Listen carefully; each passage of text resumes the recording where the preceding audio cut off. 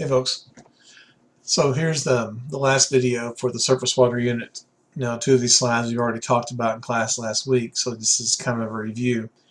But basically talking about the different methods that a stream can carry the bed load or the sediments as it moves downstream. We talked about one called solution in class the other day, where the material dissolves into the water. Salt would be a good example of that. Then there's also suspension, where there's enough water flow and turbulence that the smallest particles can be suspended in the water while it moves downstream. Um, and then there is the method where rocks and pebbles get tumbled along the bottom of the stream or river. They're too heavy to be suspended, but they can be rolled. There's a couple words for that I'm going to show you in the next slide. The farther a rock or pebble or sediment gets tumbled and carried and pushed downstream, the smoother it'll be. So these pictures here, the river pebbles have nice, smooth, rounded surfaces. That's an indication they have been eroded or transported a long way. We talked a little briefly about this in class, that if you could figure out the discharge of the river by measuring the width of the river at a certain point, the depth at that same point, and multiplying those two together along with the velocity of the river. So the width, the depth, and the velocity all multiplied together will give you the discharge. So remember that river discharges are determined by the speed of the river and, of course, the size. So the Amazon and Mississippi are both very large rivers, but the Amazon flows a lot faster. That's why it's got the greater discharge. So here's a diagram showing you the four methods. You have the dissolved materials, the solution. You have suspension of the small particles. And you have two kinds of movement along the bottom. Saltitation, which is like the bouncing, the leapfrogging, and then traction, the pushing, the rolling, or the sliding of some materials along. All this is caused, of course, by moving water. So as water moves through, starts to collect in an area on the surface, eventually it's going to start flowing. And as it starts flowing over the surface, it typically doesn't take a direct path. It kind of just spreads out. But eventually, and by the way, when the collection of all this water that starts river or stream starts off, it's called the headwaters. So here's a really neat picture of the headwaters of the Mississippi up in Minnesota.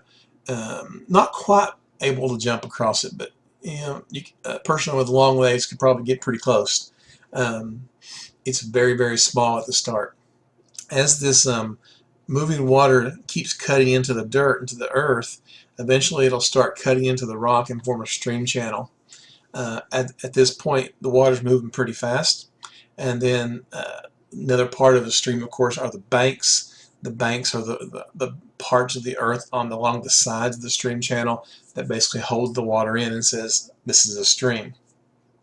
Eventually, the moving water is going to carve a deep V-shaped channel into the earth, and maybe even beyond that, it may even create a canyon or a gorge. There's one of these, of course, up at the Breaks Interstate Park, and of course the Grand Canyon is also an example of this. So the moving water over long, long periods of times can go from just a stream cutting through the soil, forming a channel, and then forming a deep V-shaped stream valley. So eventually, though, the river will start to slow down, and the slope will start to lessen. As that happens, then rivers start doing this thing called meandering, which is basically kind of like curving and wandering aimlessly. The velocity is rather slow at this point, but erosion is still taking place. And some of these curves in these rivers can be so extreme that they can almost bend back and touch themselves. So a meander is a very large curve, or a method by which the stream flows in a curving manner.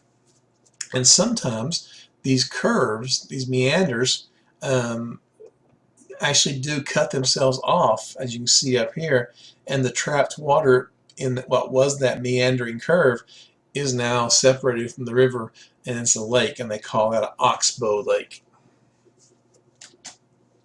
So that brings us to the end of this unit. Like I told you last week, we're probably not going to have a test on this. I'm thinking maybe there might be a quiz on Tuesday, but it will not be a regular test. Okay, but you still need to take notes because there will be questions on this on your semester exam from this unit. Have a good evening. See you.